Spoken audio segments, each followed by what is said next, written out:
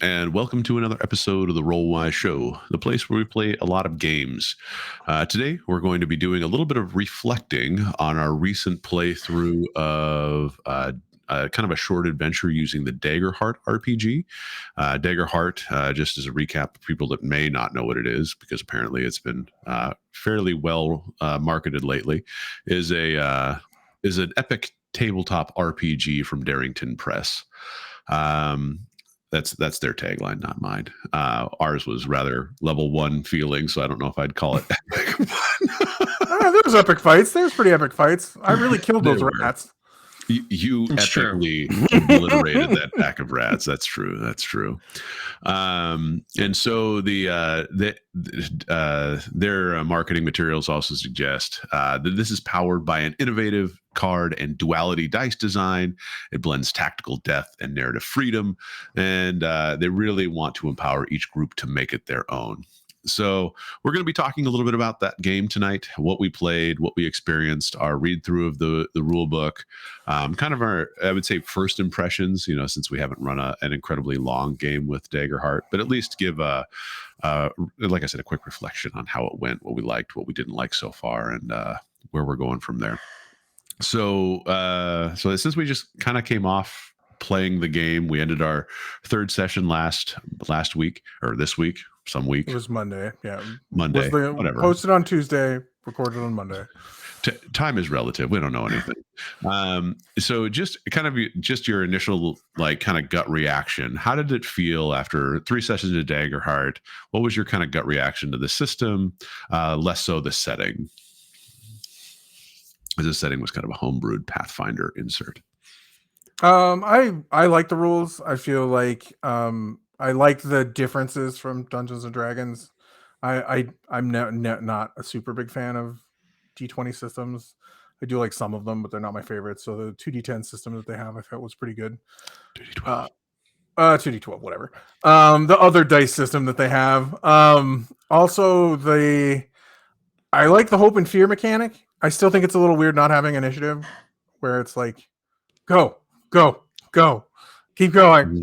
You can do it. Keep going. I think that's a little weird, but it was fun. I think druids are powerful. Was my first impression.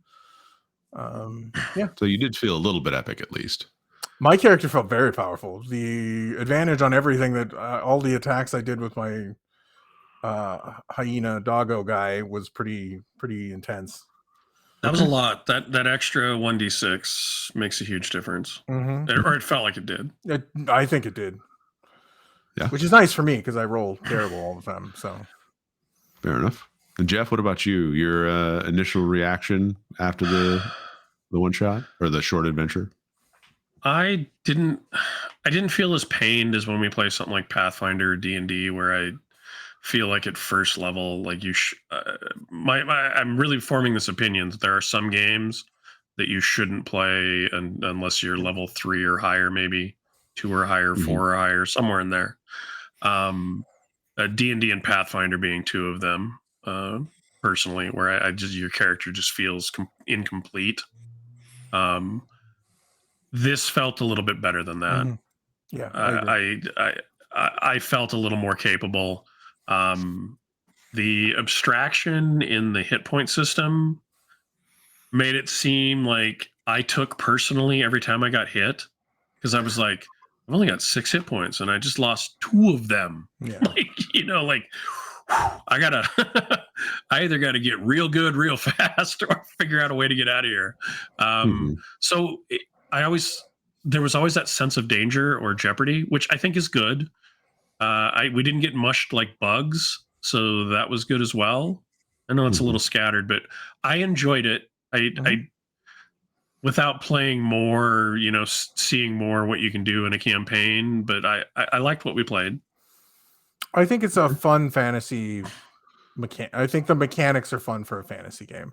And one of the things, like I said, one of the things that I really felt in the game is a even more epic, like a Spelljammer style swashbuckling on intergalactic spaceships. I really got that sort of vibe from the game very strongly. So I think that kind of speaks to the type of games. If you want to run those high fantasy, high magic, brighter, more hopeful style fantasy games, I think it's really a good system for that. The mechanics for armor mechanics are, I mean, hit points and armor mechanics are notoriously shit in all the games. So like they're hard abstraction. Like, how do you tell when somebody's injured when they have 30 hit points? Well, they're not really injured until they hit 0. They're just tired. Like, that's always a weird thing to happen. And then they just give up on the other one that's hard in most games, which is initiative. And they're just like, fuck it. Initiative doesn't matter at all. Just don't even worry about that. I'm going to be honest, like in a real world fight, like there's a lot of stuff where momentum plays a big thing. And when you have the momentum, it isn't like you're fighting someone and it's like, okay, I swung at you. Now you get to swing at me. I'm not going to move. Go ahead and swing. Okay, now you got to stop and I get to swing at you. Right. Like initiative feels like it was included in most games so that everybody got a turn and nobody felt left out. I didn't mind it in Daggerheart. I don't know if we've found quite the right balance, but you did pretty good, Mike, with the fear points we were generating, using that currency against us to go, they're going to step in and yeah, especially during the last fight. They're going to take the spotlight for a second. Yeah. I think there's probably a learning curve there, but I actually don't mind not having initiative. No, I think it worked fine. It still feels weird to me, much like the hit point mechanics felt weird to you. Not having initiative is where it's like, oh, I can just keep going. Oh, okay. It still feels kind of weird because it does feel like you're occupying the time.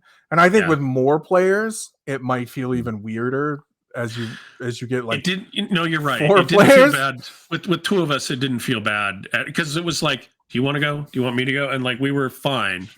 But what if you got 3 people that want to do something first? Right. Like we've played I've been that guy in the party, right? And that could slow down those combats that are made to be faster. Sure. Is like, well, I want to do something. Well, no, I want to do something. Well, no, I want to do something. And then there's discussion within the party. And then while you're discussing it, the GM just goes, I'm going to spend a fear point. Right. Exactly. And that's what would have to happen.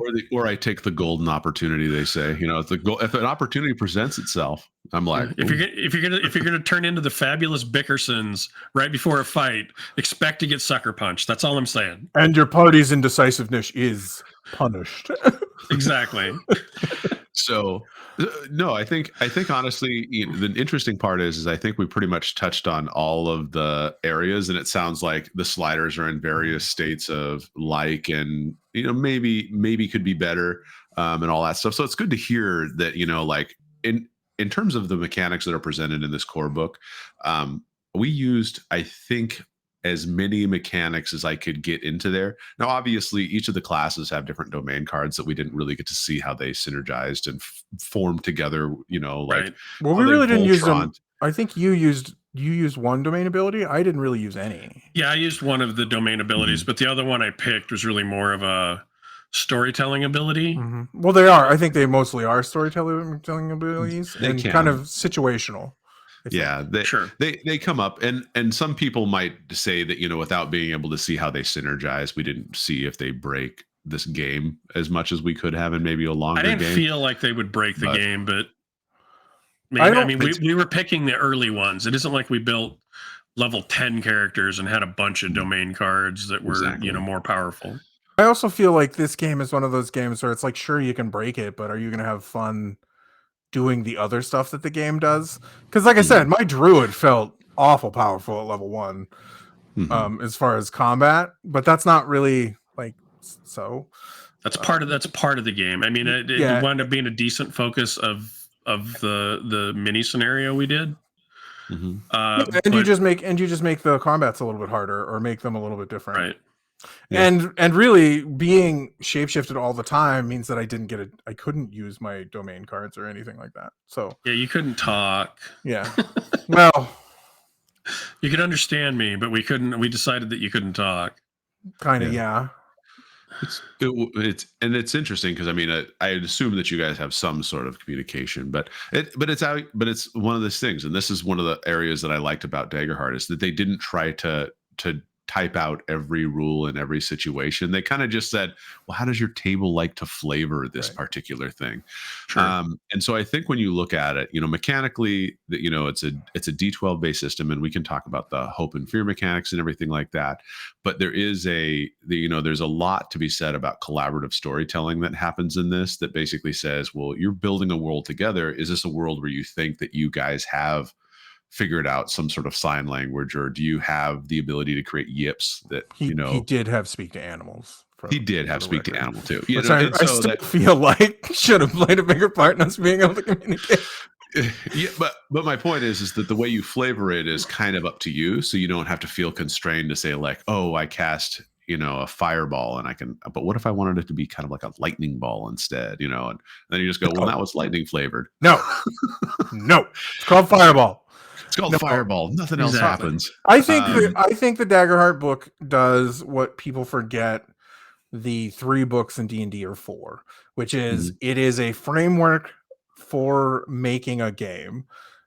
The setting and everything else comes out in the splat books. Like, these are core rules for making a game. They're not a setting. There are core rules for that. There are elements that you can make into a setting, but it's a core rule book, which I think is nice that it's very, I feel, clear on that. This doesn't have a world in it. You make the world, and here's frameworks that you can use to make your world of using the Daggerheart system, which I think is good. Yeah. So do you guys want to talk a little bit about mechanics in greater detail so people understand some of this stuff? Because like the first thing is that I think if we're going to talk about anything, we have to talk about the D12, hope and fear stuff. Yeah, you roll 2d5s and you roll 2d5s. No, add a D2. That gets you to D12. Yeah, it steps up every time you roll a success, but it goes down every time you don't. I just wanted to roll horrible dice all the time. Yeah, it's a 2d12 system. 2d12. One is your hope die, one is your fear dice. Anytime you roll with your hope die greater than your fear die, you roll with hope. But anytime you roll with fear greater than your hope die, you roll with fear. And because this is a 4 axes type system, to say that you can either succeed with hope or fear, or you can fail with hope or fear, you can generate all kinds of improvisational situations that you have yes and, no but, or yes but, no and, yes, and all that kind of stuff together. And then you critically succeed when you roll both dice the same. So in practice, that basically means that you guys are hoping to roll with hope so that you generate your player currency, hope, so that you can spend them on cool abilities or class actions or other hope spenders that you have. And as the GM, I'm secretly hoping that you roll with fear so I can have more meta-currency to introduce complications into your story. And we also get to keep control if we roll with hope. Control stays firmly with us. I will say one thing about the hope and fear mechanic that I will add is I did not feel like there was enough at first level, at least, to use hope on. I felt like our abilities weren't. I used that thing where I could hit 3 targets as long as it succeeded. Yeah. I used it twice, but it cost 3 hope. Right. So I had to build back up every time I used it. Yeah, mine was I could just shapeshift again for free for no stress. Okay. And there wasn't really any, like, for a druid, I didn't have a situation where I needed to use that. Mm-hmm. So I feel like there could be other things that you could use hope for. Sure. And you might find that some classes are more reliant on hope to do their big spenders than others, as you found that stress is where you transform and all that stuff. But that's, I think, when you play the game, you see who's spending a lot of hope and who's not. So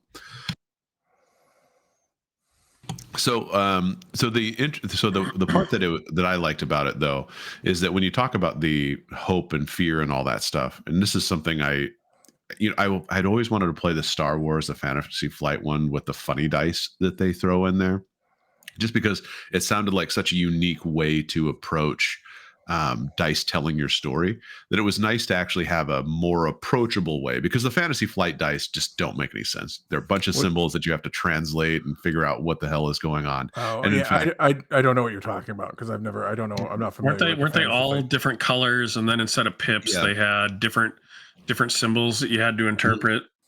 Yep, and it created a narrative structure that you basically the dice told the outcome of what you were attempting to do, and so this was I felt a much more approachable way to create improvisational outcomes that wasn't much. It didn't take a lot of time to translate the bones that you cast on the table, kind of stuff.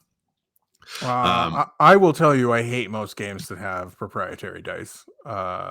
They make me want to commit violent acts on people because I feel like it's a gimmick to get you to buy more of their shit.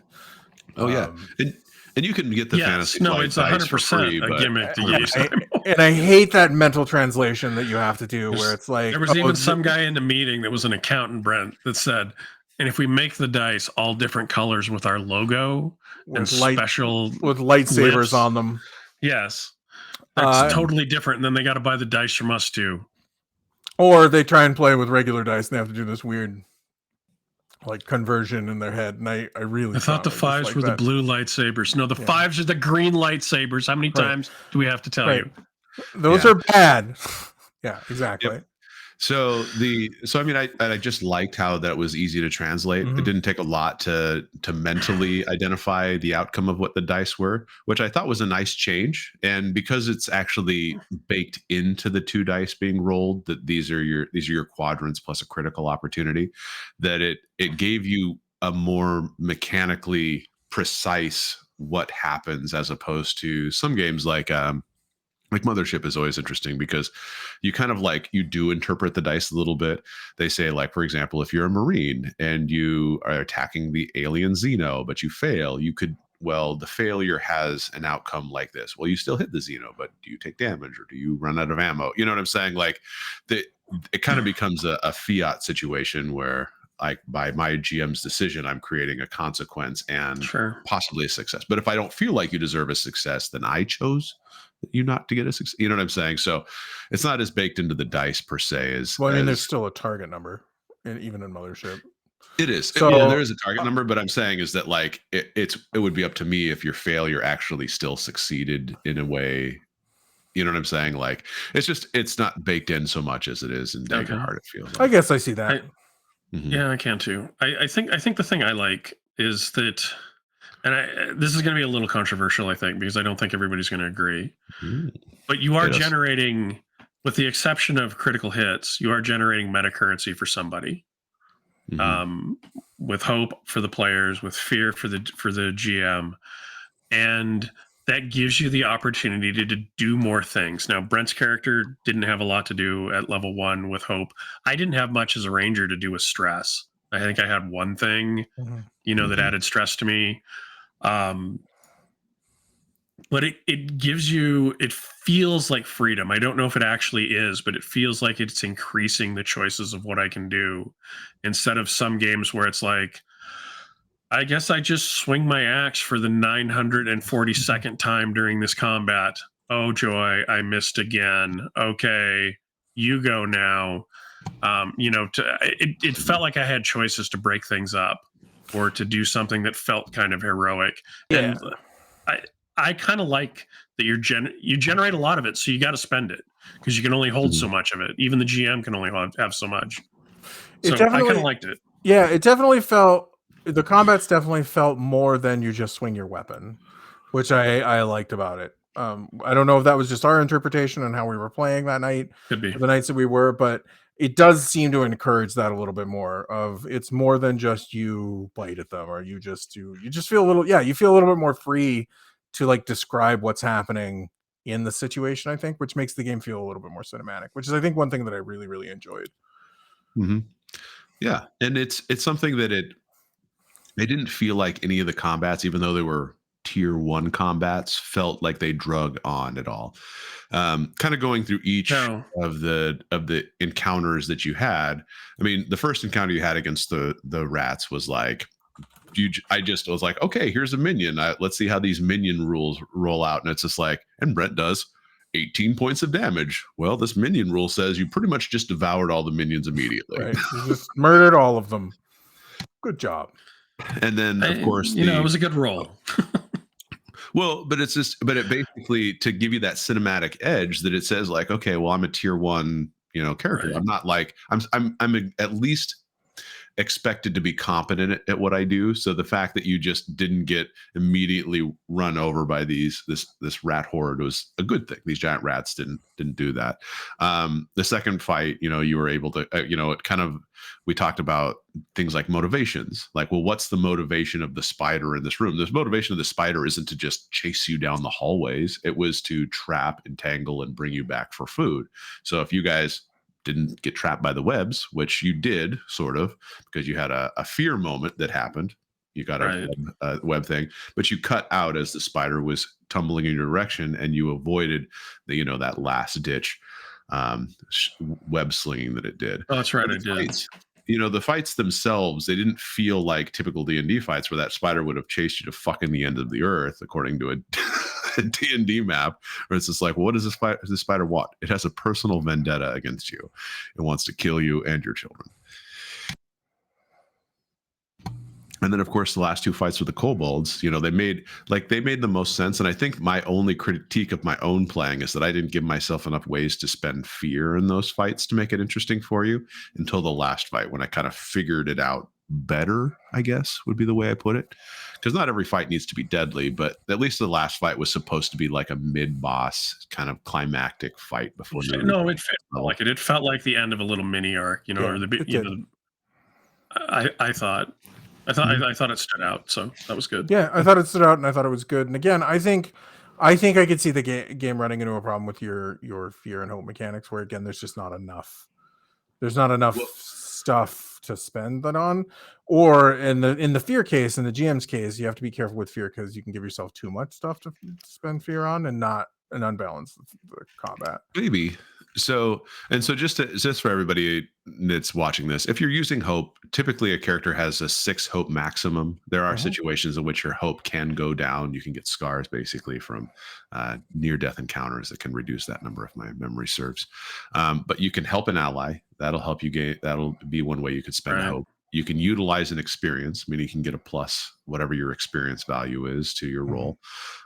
You can initiate a tag team roll, basically working together as a group to solve a problem, or you can activate a hope feature, which is what these guys were talking about, like the 3 hope that Jeff was using to shoot multiple targets is a hope feature, and all that kind of stuff. I think using your experiences is the part that maybe I should have focused on. We should have focused on. We definitely had the opportunity to do that, and like some of I've honestly, I forgot about the combined rolls, that we could do that. Well, we did do that in the spider. We did do that. Oh, we did do that on the spider. Okay. Yeah, I forgot it the next week. So we did do some of that. But I that felt like it was of dubious value to me, where it was like, because you didn't. What did they get? They got advantage if you did the team roll. Well, when you did the there was 2. There's like help an ally, which I think is what you guys did. You helped an ally. Yeah. When then there's a tag team role, which is a little bit different, right? So I think and I think that I think between the two, the tag team role, like, it's actually better and worse for you, because I get more fear if you do the tag team role and you mess up the tag team role, which is kind of fun. But really, I think when you look at it, the one thing that I thought was interesting is that from a hope perspective, you guys had spenders, and there weren't a lot of opportunities to spend hope. But when you actually look at the game and how it's written, like the fact that we were using a Pathfinder scenario, or like if we were to have used a D&D adventure, because I'm sure that there are people that are like, oh, I'm so excited about Daggerheart, I want to move over to D&D. I want to move my adventure that's currently running over to Daggerheart style characters, and I want to write a campaign frame and kind of convert everything. I'm sure that there are people that are doing that. What I would probably say is that if you're using an adventure that is pre-published or something like that, especially if it has a D&D or Pathfinder slant, you have to get out of the check if it's uncertain mindset that it has, because your goal really here is to check if something meaningful will happen, right? And if you check on every little thing, you're obviously going to generate a lot more hope and a lot more fear than you intend to. And a lot is already generated, even with reduced rolls. There's still a lot generated. Yeah. You will generate a lot in combat. If you have one combat, you're going to be full on hope, probably, unless you have something a lot to spend it on. Yeah, and it could be that it depends on the type of combat and everything like that. To speak about fear, though, this is something that I thought was a very interesting component because until getting to like the last fight, I didn't really have a lot of opportunities to use fear, kind of running through this pre-generated adventure, because since we were following the story as it was unfolding here, there wasn't like, oh, I can, because if you rolled with fear, I can show how the world reacts. Okay, that's easy. But how do I spend a fear? Hmm. Right, they have to have an ability or to take the spotlight are mainly the things. Yeah, like shift the environment. You rolled with fear, Jeff. Therefore, the spider, it had a bunch more webs than you expected. Ha, gotcha. Like I spend a fear to show that Jeff, and I'm not sure that's what I would have wanted to do say okay, well, you're now in more webs. The mechanics in this game remind me of the mechanics in like Fallout, the Modifius 2D20 game with momentum, and I don't remember if it's called Doom in Conan. I don't remember what it was called in Fallout, where the GM's currency. Oh, the GM currency. Yeah. Yeah. It reminds me of that. And I think one of the things that I wanted kind of from Hope was to feel more like the Modifius currency, where, I can add it to rolls to make them successful, or I can do more epic things. I have more abilities to spend it on. That's sort of what I wanted Hope to be, which is a little different because Hope is a pooled mechanic also in 2D20, but I think it's a similar concept. And as far as the Doom mechanic, one of the problems that I always run into when I was reading the Conan game or the Fallout game is like, there is that moment where it's like, well, I could make this shitty situation shittier by spending my GM currency to add a complication to this. And I find it hard to not make that feel punitive or targeted. Mm-hmm. Like, the GM's intentionally trying to screw you or kill your character or whatever. And I think that's with the fear mechanics, I could see that being a line you need to be careful on. I'm like, this will, where you're like, this will make a good story, when the player might not necessarily feel that way. Yeah. And so I think, and I think that there's always an aspect that could feel like when the GM is spending the currency, that rather than increasing tensions, it feels punishing and everything like that. Mm-hmm. I think the nice thing is that really the game master can only have 12 fear, so they can get to 12, and that's the cap, which is nice. And then when you do get into like the different kind of stuff and everything like that, 1 second. Sorry, lots of coughs tonight.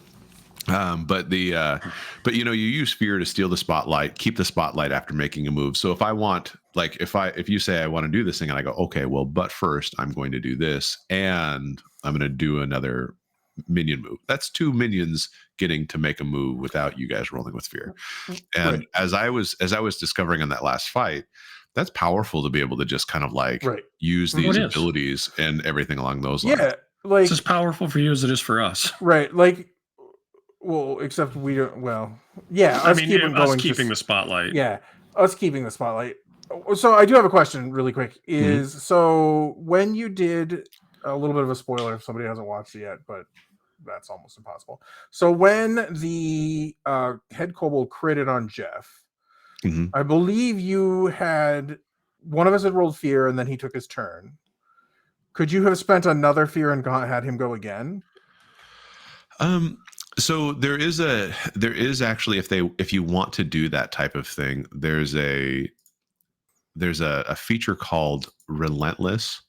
And in this case, I didn't have a creature with that. Yeah, so it's an ability, feature, not so they just have to have an ability. Okay, because like that could be really bad. That would have been bad for me. Exactly. And it would have felt bad. It would have been like, oh, you're really hurt. I'm going to spend another one to try and finish you off, is basically what it would have felt like. Especially because his move didn't, it bypassed armor. I couldn't burn an armor to lower a threshold. Right. So stuff like that, whoa, hey. Yeah, stuff like that is what I'm saying can be dangerous for a GM. It's like, it'll be interesting because he's in peril. Well, I'll do this because he's in more peril, and you think it's adding drama, but really it just feels like it's piling on. Yeah, piling on. And so just to clarify how that would work for people at home is that when you rolled with fear and my kobold went and he used that special ability, that basically it was a direct damage, a direct physical ability, meaning it bypassed your ability to use armor. So whatever the HP damage was, that's what you were getting, and that hurt. But that's considered a GM turn, and when they do the spotlight, you can kind of play how you need to play, but what's supposed to happen is that's my GM turn. And then I can spend fear to highlight another adversary and keep the spotlight for just a little bit longer. Otherwise, if you would have rolled with hope, I would have had to spend a fear to steal the spotlight and then spend another fear. But really, you're supposed to, like, the only way that I would be able to use that same minion twice in a row would be to give them this relentless feature. And so that's kind of typically saved for a specific type of creature, like a solo creature, something that you're going to fight on its own. You would give the relentless feature so that, as you guys are attacking it without any kind of initiative order, it can go, okay, well, I've stolen the spotlight. Now I can spend 3 fear to smash kind of thing. Right. So people should be careful with that. That's my GM tip on that. Is be careful. Be careful with that. Because the minute that you crit on someone and go, oh, he's going to press the advantage, and then he skewers the player, they may take that a little personal. Yeah. The only thing that's beneficial, though, is the fact that unlike in D&D, where you basically just get absolutely obliterated, you go into the death the death process where you don't really die unless you have some other things happen. Because you could choose to go out in a blaze of glory, I guess. That's a there's narrative options for death in this game. So it's not like, I think that as opposed to D&D, death is a little bit more of a choice in this game than it is in some of the other games that we played, which I think allows me to kind of go a little hard on the group to create tension, and because that element of failure doesn't mean automatically dead, right? So which I feel like in D&D, like that would just be total party kill. Oh god, that would feel so bad in D&D. Well, that would be rough. I critted on you. I did 99% of your hit points. I'm going to use my legendary action now to go ahead and vomit fire on you. Yeah. And I feel like I did play in a game where the guy, like, as soon as your player went unconscious, there was like a little, ancillary kobold just stabbing you in the fucking neck. Well, that's all. I've had so many conversations about that. Is like, why would they not just finish? Like, if you're down, why would they just not finish you off? Well, they don't. Well, they don't because the GM doesn't want to seem like a bastard. Is why. Right. Exactly. It's sort of like well, why don't they ever run away? Like in D&D, this is one of the other things that people I've complained about before, is like, why don't they ever run away when they're obviously losing? Well, but earlier editions, they did have a morale mechanic that got quietly dropped after 3rd edition, 3.5. 3.5 didn't have it. Because I remember it being in like AD&D, but I don't remember when it got dropped because it was I don't think very many people used it. Frankly, I don't think so either. I think it was one of those just trim the fat kind of rolls. Yeah. But anyways, back to the other parts of the mechanics. And so I think that when we talk about like the fear dice and the DM, and we talk about the hope dice and everything like that, I think if we were to look at a bigger party, I actually feel that combat would have been a much bigger give and take if there would have been more of you rolling, because if you'd have taken 2 more of you and side by side, I would have still interacted as much with you. The battles would have had to have been bigger, or the monsters would have had to have been tougher to make it more interesting. Right.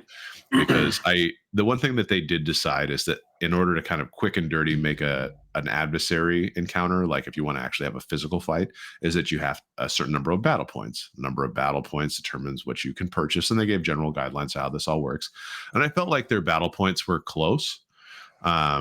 Because the first encounter that we did, it was like really low battle points just to see if like bad luck would fuck you over. Obviously it didn't. Right. But it does it is weighted towards the players. Like it is weighted towards the players being successful, which I think is a good thing, because D&D is not, in my opinion. And if you have a bad roll, it will. If you have a bad roll, or they have a good roll, like in some D&D games, if they would have critted on just character, he just would have been dead. It would have been, or you would get into that fight that we had when we were playing like that introductory adventure to like Rime of the Frost Maiden, and like one of our players and the zombie were just fucking wailing on each other for how long? How many rounds? Like 6 that was rounds me. Because that was me. Because I was the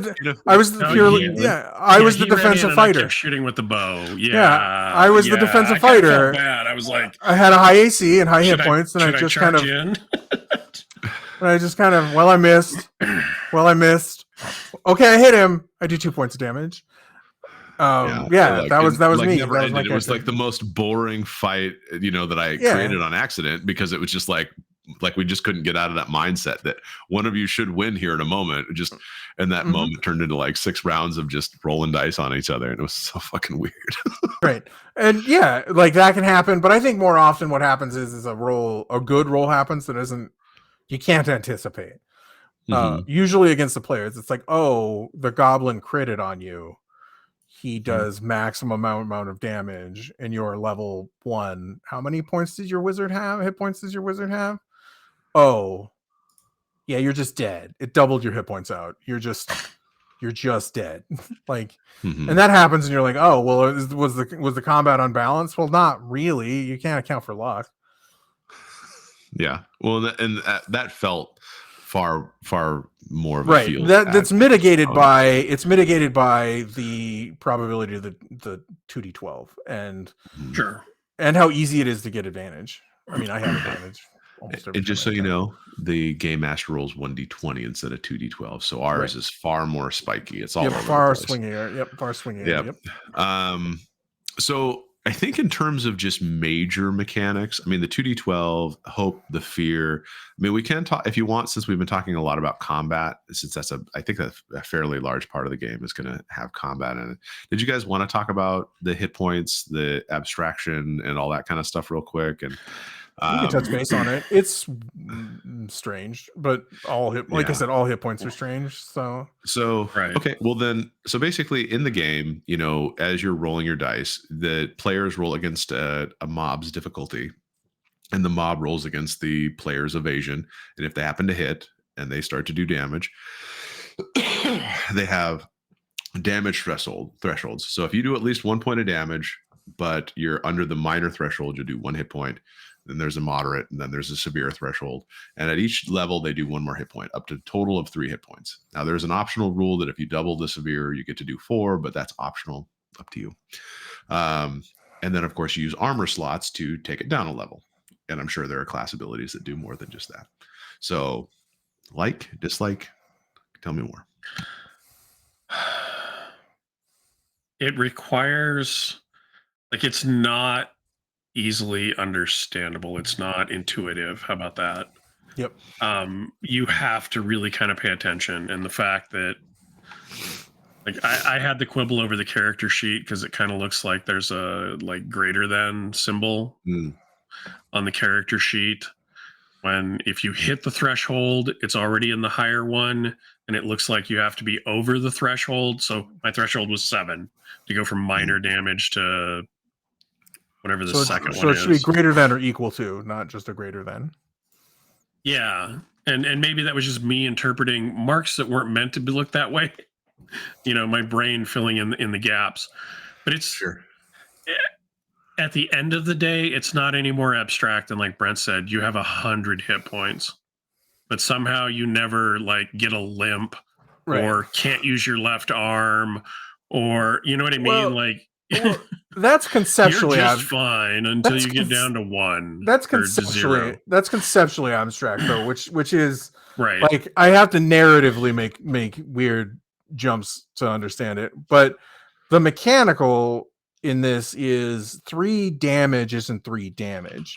It's 3 not damage, or the damage that they do when they hit you isn't actual damage. The damage is has to hit a threshold, and that threshold is the actual damage. It's that mental gymnastics that I was having some problems with. And then my armor reduces by 1 to reduce it by a threshold level. Yeah, 1 threshold level isn't like I get armor can wear out and stuff, but if I burn all of my armor up, then do I not have do I get it back when I rest?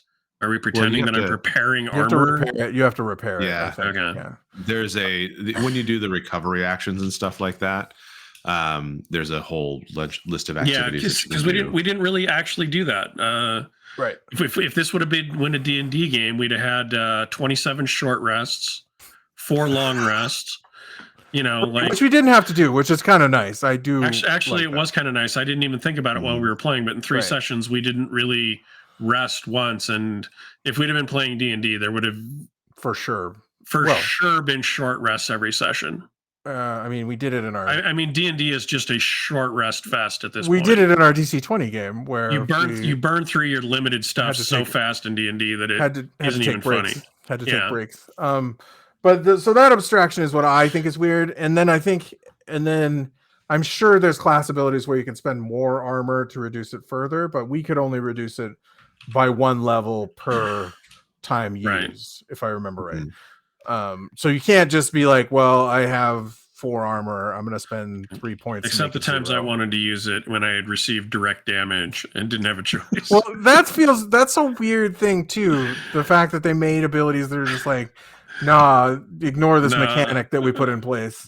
Nah, dog, you don't get to reduce that. What? I think it. He's been reducing stuff for 9 times. Well, and if you're not you, pal. What if that's a character ability? Like there are, I'm sure. Like I think the Guardian probably has. They has something. They had something where like they could spend more armor in a round or something like that, or they used to, and like having the ability to just ignore something that's a class ability is a weird choice.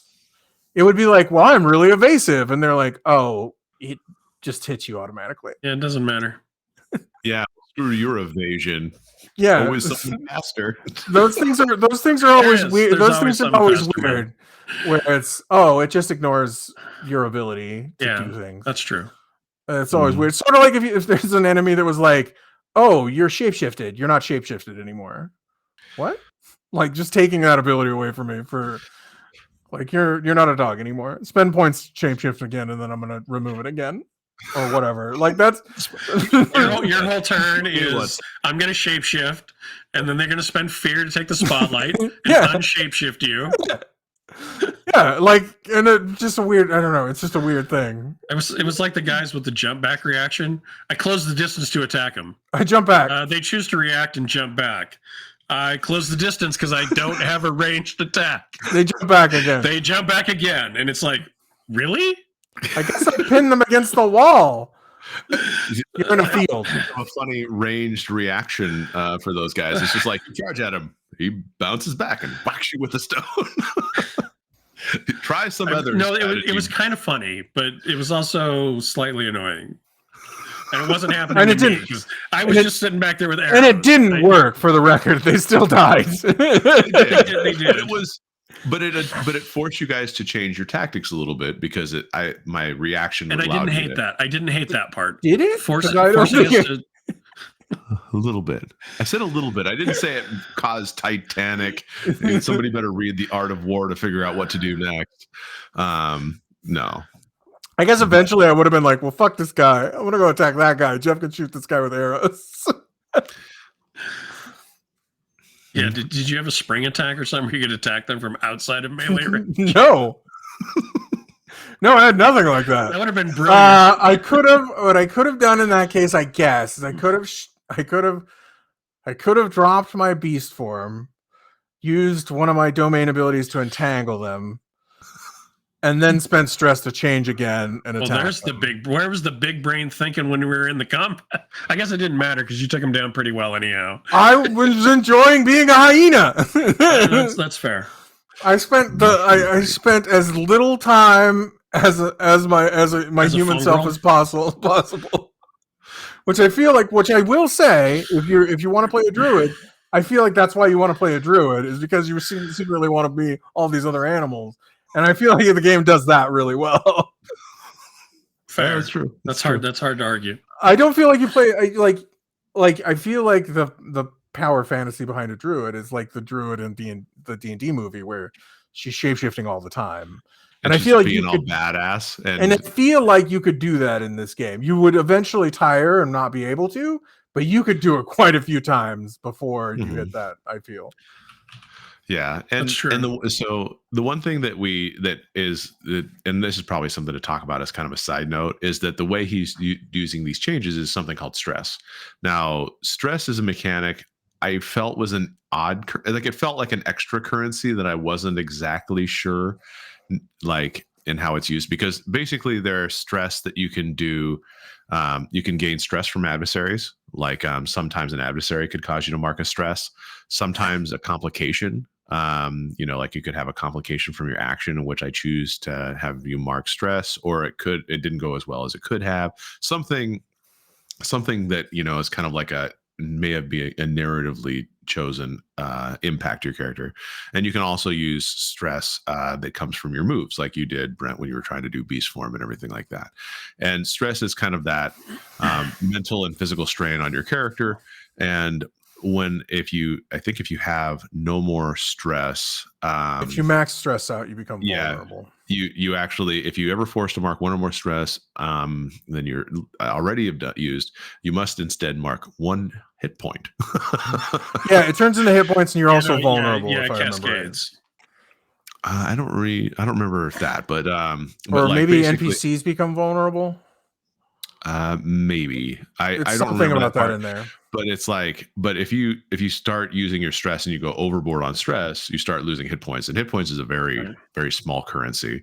So I guess because like one of the examples they said is that if you want them to not have to roll something but still have to take a consequence for a roll, is that you'd have a mark of stress to automatically succeed. And I was like, that's gonna feels weird. There's a lot of little meta-currencies. They do open up storytelling potential, but it is for a game that is a little more cinematic, a little more storytelling, a little less crunchy. They are weird things adding crunch to the system. Well, and the part that I was a little bit confused by that approach to it is that if it's like, at what level am I saying, okay, I just want you to spend a stress for me to get past this little storyline complication, when in general you automatically succeed, or it's a momentous enough situation to require a roll? You know what I'm saying? How do you lose stress? How do you gain it or lose stress? Lose stress. Like if you it's have got to be during the rest mechanic, right? Right. Like if I took 3 stress because I changed into a gerbil and then a deer and then a dolphin, what would I do to eliminate that stress? You either do a short or a long rest. During a short rest, you clear stress, and you can basically describe how you blow off steam, and then you gain 1d whatever plus your tier back. Okay. Clear. They say clear, but is it on your character sheet as a tick? I don't know. No, you tick up. You tick up on the character sheet. You mark it. You mark a box. So when you're removing it, you would erase the ticks. Yep. So a short rest would allow you to do that. And so and these guys never really did a rest. The adventure didn't really call for it, but I could easily have seen after the final Kobold fight either a short rest or a long rest if they were to have descended further into the Warrens. Sure. Kind of thing. Yeah. No, we'd have had to do something. So outside of that, now there are really just 2 other things that I thought were at least interesting to talk about. One, because I liked and hated it, and then the other one I just kind of like it, just because of the flexibility it introduces. The first one is Adversaries.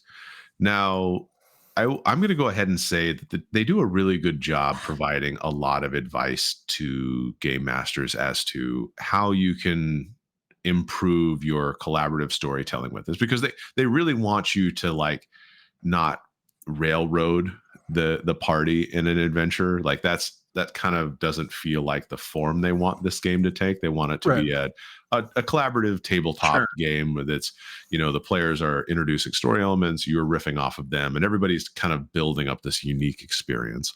And they give some good ideas as to how you as the game master can do that, and give you a bunch of principles, begin and end with a fiction, collaborate at all times, fill the world with life, wonder, and danger. And they suggest how these GM principles should play out. There's actually a section that describes this, and so they go into a lot of detail on that.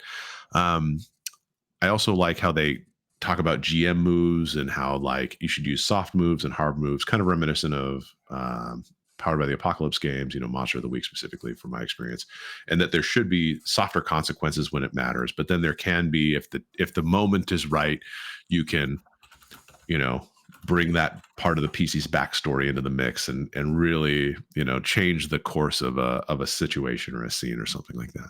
Mhm. The one thing I got a little bit, I feel 50-50 on is the adversary building, because this game is all about, like how do you resolve conflict and all that stuff.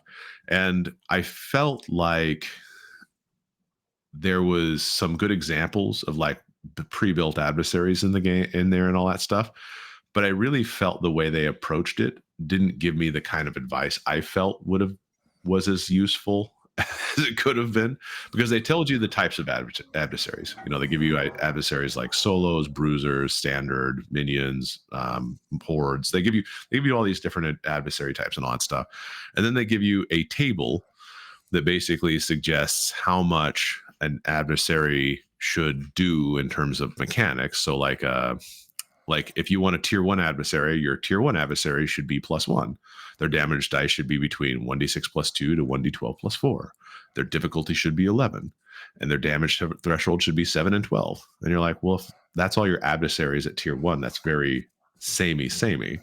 But then you go to a solo and it says like, you should make solos tougher to kill and all this stuff. And you're like, well, how tough should they be? And the answer is crickets, right?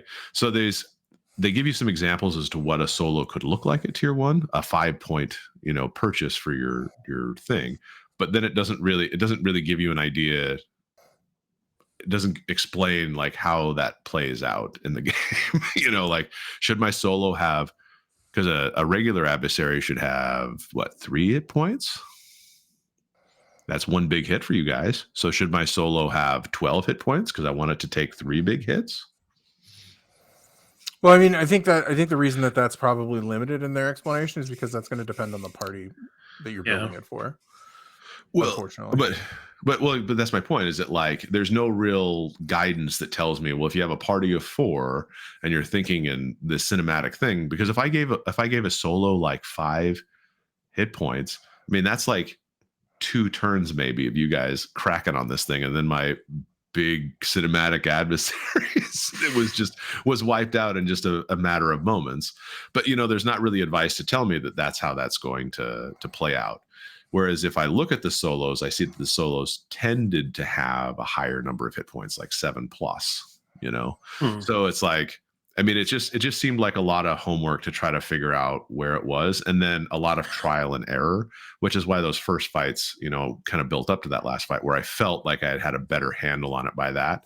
And it just seems like it would be nice if there was a little bit more guidance in there, especially when it comes to the types of abilities and what they can do and how you can have them represent in gameplay, because they didn't even have a spider monster in the game. No, I mean, the game's new, so it doesn't have a monsters compendium or anything like that, but I mean, and so that's one thing that's going to be different from other games. Is I just think part of it is not, some of the stuff isn't out yet. No, but my point is rather than go into the types of details that they did, I would have benefited much more with having a table that suggested like, if you want a bigger fight, I see that. You have this kind of thing. And also like, I mean, if they would have just said like, these are the types of abilities and these are the types of things, I would have had if you gave me a page of tables that said like, well, do you want them to have a movement ability? These are example movement abilities and what they could do. And then how you would scale those up into tiers. I feel like that would have been better than the kind of the fluff I felt I got for so many pages that didn't give me as much information. But that's my gripe as a guy who was trying to build an adversary and kind of scratching my head because it's not like, because I was like, I don't want to kill you. And obviously you guys would have your death scenes, but rather not trial and error you to death. Yeah, I don't know. From a player perspective, I felt like the first combats were fine. I didn't feel like there were trial and error combats. Yeah, I didn't either. I honestly, it felt like they were scaling. So I thought that was fine. Yeah. I didn't want the horde of rats to be the toughest fight you ran into either. Like, could you imagine that? When we get to the big mean kobold. They were awesome rat monsters. They were. Holy fuck, this entire cavern is deadly. So I mean, I'm glad I guess I'm at least glad presentation wise, it was fine because that's all that really matters. But for me, I just feel like there could have been a little bit of organization in that adversaries thing to make it a little bit clearer as to mechanically how this plays out. Because I'm sure, I could do whatever I want because fuck it, I'm the GM. I can do what I want, but it would have been nice to have some advice instead of just and I'll just read to you kind of one of the things that they suggested. So here's from the building an adversary. So it says improvising hordes, minions, and solos. Because this is where I don't think it would do as well. I think it would be hard to improvise things that didn't always feel like you just pull out Bob the Fighter every time. Oh, you have a fight in a bar? Well, Bob the Fighter, he does +1 plus D6 +2, or is he hard? Does 1d6 + 12. But it literally says under the improvising hordes, it says solo, give them high damage, high HP, and features that let them act more frequently, like relentless or deal area of effect damage. Okay. So that's their guidance for improvising your own solo. Yeah. So it's just very basic, and I think for me, I like a little bit more meat on there to explain because it is a mechanical component here. This is the most numerically balanced part of the game. The how do you fight monsters? So that's where I would expect them to be less loosey goosey about like give them lots of hit points. Think lots. So it might be just a small quibble. And then the other thing was campaign frames. I think to your point at the very beginning, Brent, campaign frames is a great way for you to make Daggerheart your own.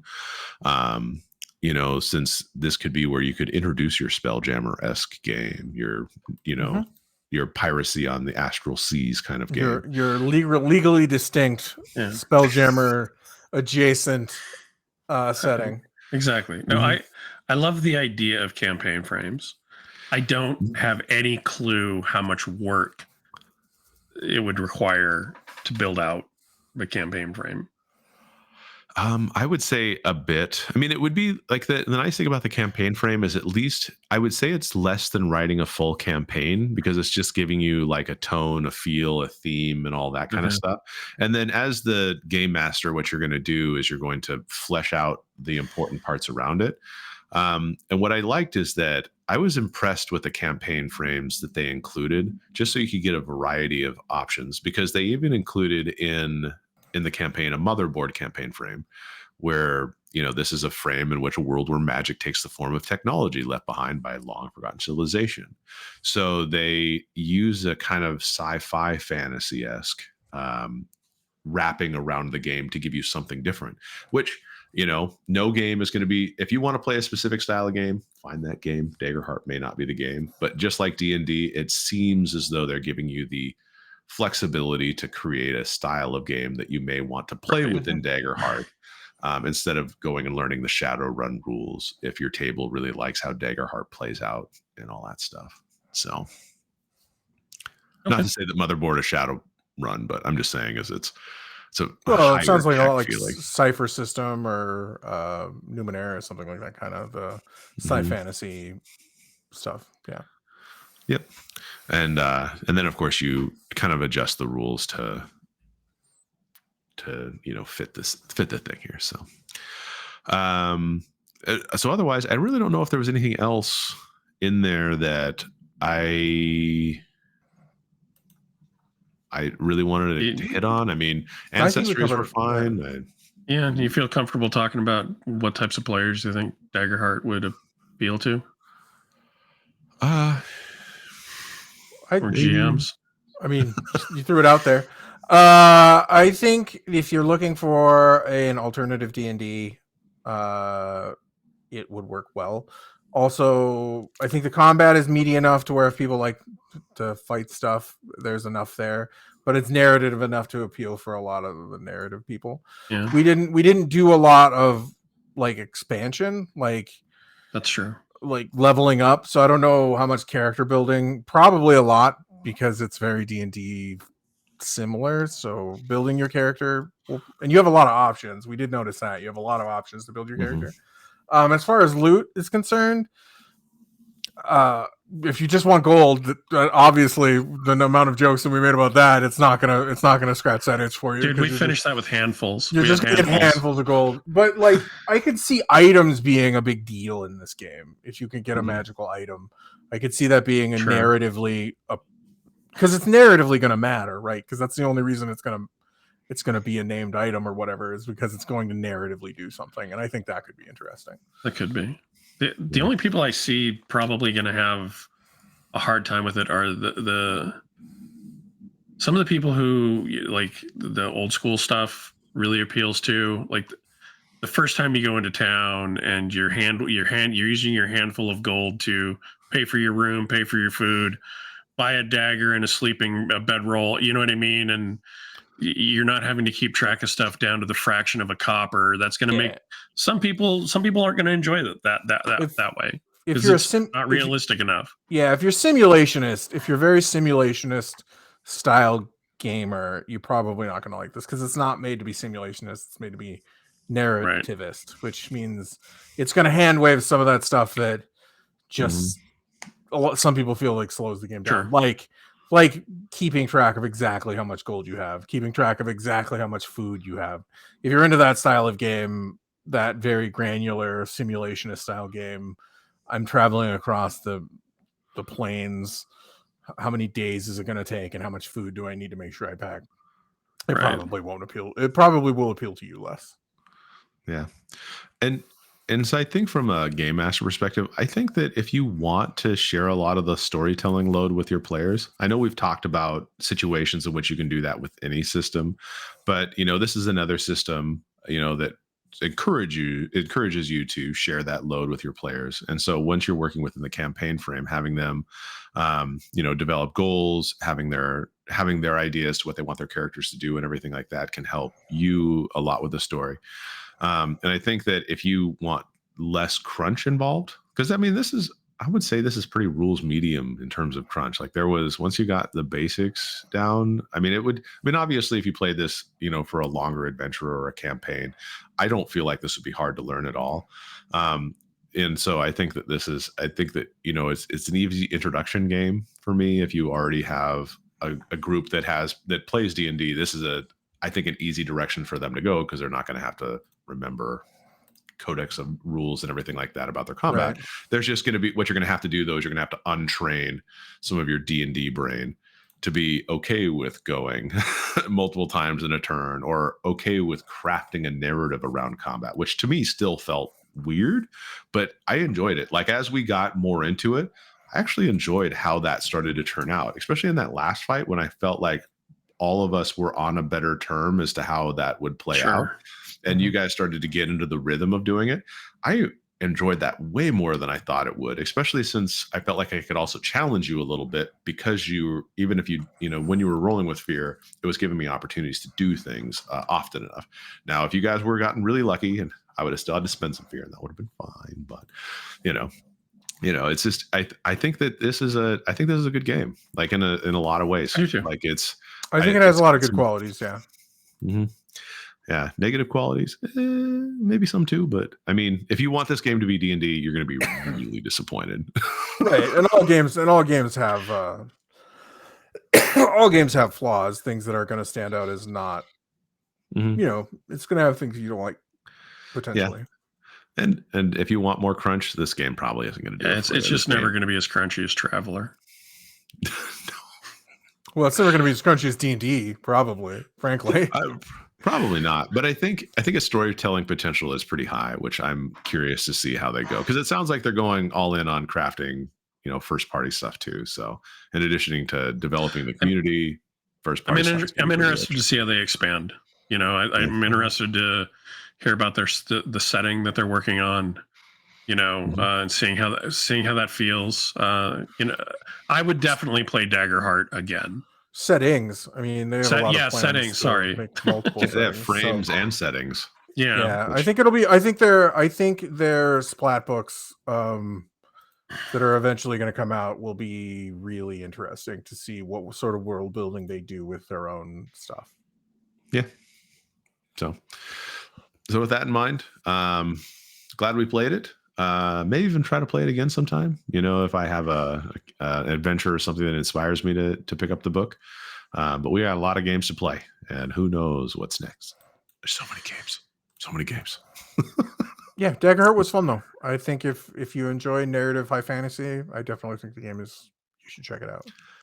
Yeah, and I felt it worked really well in the theater of the mind too. I didn't really feel like I know I say that we play all games in theater of the mind, but I feel like sometimes there are some games that there's some games that work better at it. Yeah. I agree. There are some games like I still have a hard time sometimes, like in D&D, like with flanking, like understanding specifically where we are and what would prevent us from getting into that position, and you just have to narratively say we're going to flank. I'm going to flank him. Yeah. No, I don't know. I get hung up sometimes. It's very much a me thing. It is. It's very much a me thing.